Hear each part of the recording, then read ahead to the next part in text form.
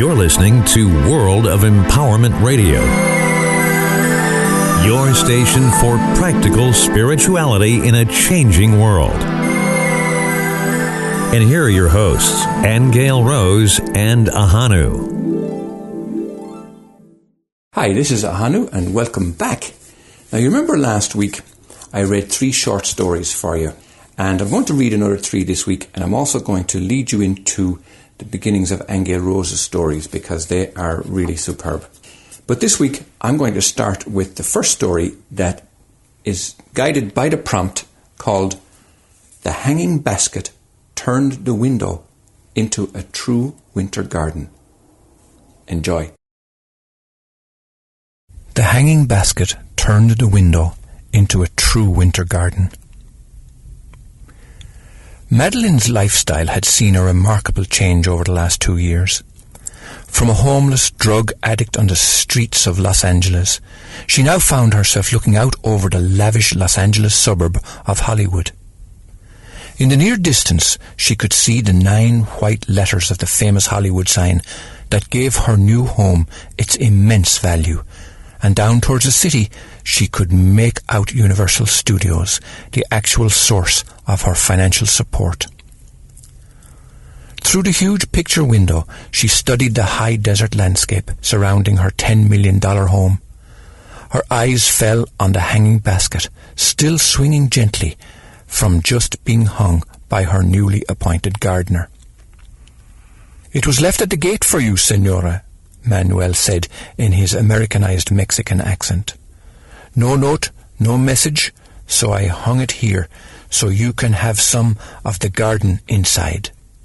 The hanging basket turned the window into a true winter garden. It contained several aloe, a wonderful spider plant, some peace lily, purple orchid, a little hanging ivy, a slow-growing dragon tree, and some jade and a ponytail palm. It was the sunlight glinting off a silver object at the base of the ponytail palm that caught her eye. "You can go now, Manuel," she barked at the gardener, who had waited for her approval, any sign of appreciation from his new employer.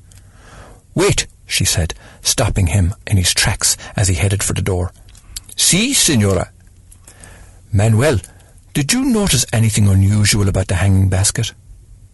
"No," he said, hesitating that any objection might cost him his job. "No, except the ponytail palm still had its root ball unwrapped. Should I replant it?" "No," she said sharply, "that's all." She listened intently to be sure that Manuel had descended all the dark oak stairs before approaching the hanging basket. She stopped its swinging motion with her left hand, and with her right hand reached in and lifted out the shiny strip of silver foil that held the tracking device. Slipping the device into a plain white vanilla envelope, she addressed it carefully and then slipped it into her purse. She raced down the steps to the vestibule. "Prepare my car, Manuel," she shouted. "Quickly. And while I'm out, please be sure to water the new hanging basket." Speeding down the narrow streets of Beverly Hills, she found a U.S. Postal Service delivering mail outside her drug lord's mansion, and with one casual flick of her wrist, tossed the envelope containing the small silver GPS device into the bag of the postal carrier. In her rearview mirror, she could see the FBI SWAT team screeching to a halt outside the prestigious address.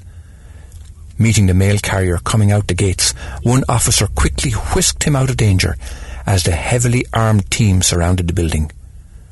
Watching from a safe distance, Madeline heard the drug lord's protest. "There must be some mistake. Do you know who I am?" Relaxing for the first time since her decision to clear the streets of drugs, she flicked open her cell phone to read the message. It said, "I'll get you next time, comma, Manuel." I hope you enjoyed that one. Our next story was guided by the prompt, "It clearly bisects the level Mesa and simply ends at the edge of a bluff." We don't have mesas or bluffs in Ireland that I know of. So this one I had to find out exactly what they were, what they meant. But have a listen to this story.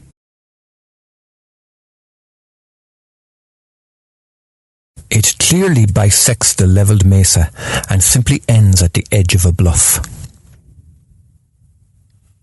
Where did it land? Mark asked his 12-year-old son. They were standing on Gilbert's Hill, on sacred ground overlooking the vast prairie. Winter was drawing in, and the first flurries of snow were sweeping across the plains. "It's got to be over by that outcrop," the boy said. His voice was just breaking, and it reminded him again of how his promising career as a boy soprano was quickly coming to an end. His inventor father never wanted him to be a singer anyway, so this excursion out into the mesa would be the perfect introduction to his almost perfected science of remote viewing. "I saw it come down by that outcrop. I saw the landscape perfectly," the father said. "That outcrop clearly bisects the levelled mesa and simply ends at the edge of a bluff, so it must be here somewhere." Mark sounded certain of his skill as a remote viewer, and his successes at the police academy and the Department of Defence facility at the foot of Gilbert's Hill all boosted his confidence in this new science. "It's not really new," he said to his son as they approached the rock. Just as he was about to enter into a long-winded explanation of what remote viewing was, a low hum took his attention. "Listen." They stood shivering in the biting wind at the top of the mesa, both unwilling to give in to their human frailty in the name of scientific research. "Can you hear that?" he said to his son. With the keen ear of a budding opera singer, the boy cupped his hand around his ear to protect from the biting east wind and to funnel as much of the humming sound into his ear as he could. "It's a war dance," he said. "Can't be. I didn't see a war dance." "Well, that's what I'm hearing." Now both were unsure of themselves. They followed the source of the sound to the outcrop, and there, lying at the edge of a small cave entrance, was their test balloon. "Never mind the balloon," Mark said, his excitement welling up like a warm current from an underwater geyser. "Dad, this is where the sound is coming from. Let's go in." Not expecting himself to comply so readily to his son's daring invitation, Mark disregarded the electronic equipment attached to the balloon and entered with his son, hand in hand, into the cave. As their eyes adjusted to the dim light, the sound grew louder, as if guiding them into the recesses of the darkness. Down they went, and deeper into the darkness, until suddenly they were blocked by a large something. It wasn't a door or a wall, but a kind of energy shield. "What do we do now?" the father whispered. He had asked his son as if relinquishing all his parenthood to the wisdom of the child. "We wait." In the darkness, his son whispered, "It's not a war dance, it's a celebration." As soon as he had said it, the lights came on, and the entire village of braves and elders circled around them. The chief approached them with 2 garlands of desert orchids and placed them around their necks. He handed them a leather shield made of the finest buffalo and a spear decorated with the feathers of 7 eagles. Suddenly, the drums went silent. The chief stood with the village behind him, all waiting eagerly for his first words. "Welcome home," he said reverently. "Welcome home. You are now the bravest of the brave. You have survived the wilderness and found all your soul pieces. You have overcome even your humanity itself and followed the call of the Great Spirit." The villagers started drumming again and singing and dancing, but quickly stopped when the chief raised his arms to the heavens. He paused for what seemed an eternity, and then he said, "Now you face the greatest test of all. Do you stay with your soul family, or return to the world of humankind?" Suddenly Mark's walkie-talkie crackled into life. This is Gilbert's Hill Command. Do you read me? Over. I hope you enjoyed that. And now, for the last story for this week, it's entitled, Why Did You Do That? Have a listen.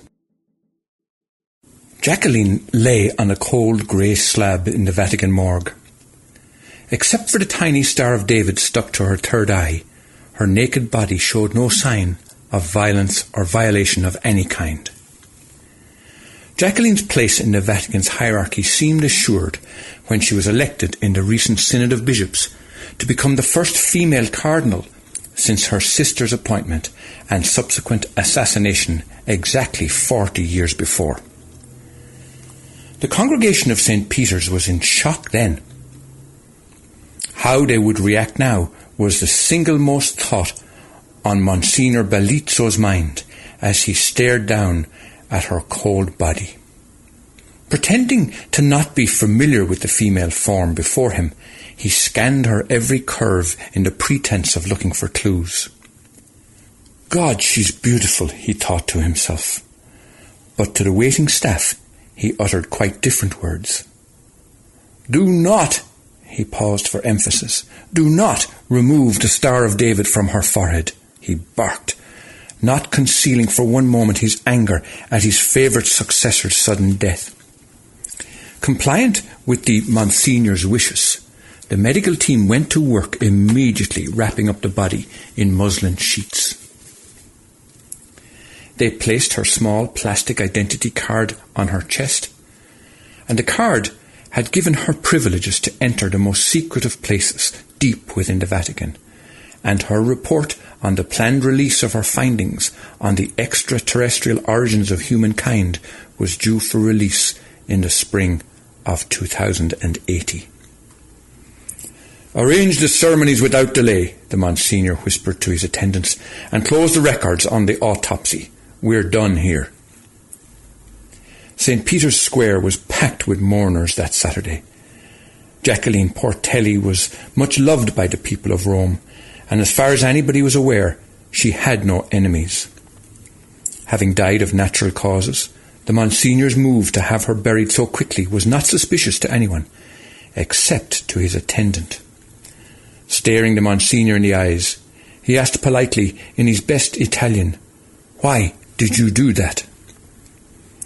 The Monsignor drew on his half-century of experience in overshadowing truth with dogma. "I did it because it's time to move on. I buried her quickly so the people don't dwell on loss, but rather on the resurrection of our Lord Jesus Christ." Not buying it, the attendant pressed further. "Why was there a Star of David on her forehead?" "It was her outward demonstration of faith to our Holy Catholic and Apostolic Church." Not wanting to be pressed to answer any more questions, the Monsignor rose and sternly issued the order to prepare for Vespers. Sliding a 100-day indulgence into the hand of the Swiss Guard, he opened the huge oak door to the Vatican morgue. The air was clean, but the scent of frankincense was strong. Jacqueline's body lay in an ornate coffin to the side of the altar. Pierre lifted the lid as quietly as he could. He removed the muslin from Jacqueline's face, and with a tiny scalpel, he lifted off the circular Star of David from her forehead. Beneath the star was a small hole that held a tiny, shiny object. Lifting it out with his bathroom tweezers, he dropped both the Star of David and a tiny silver object into a vellum Vatican envelope, pulled back the muslin over her face, and whispered, "Dominum viscum et tu Deo," before closing the coffin lid. Back in his study, the young Pierre examined the object. Suddenly, his cell phone, which lay on the desk beside Jacqueline's report, shook him to the core. A kind of alien voice said, "Why did you do that?" Well, that's it from me for today. But next week, we're going to have Aingeal Rose reading some of her stories. Thank you, blessings, and we'll see you soon. You have been listening to Aingeal Rose and Ahonu on World of Empowerment Radio, your station for practical spirituality in a changing world.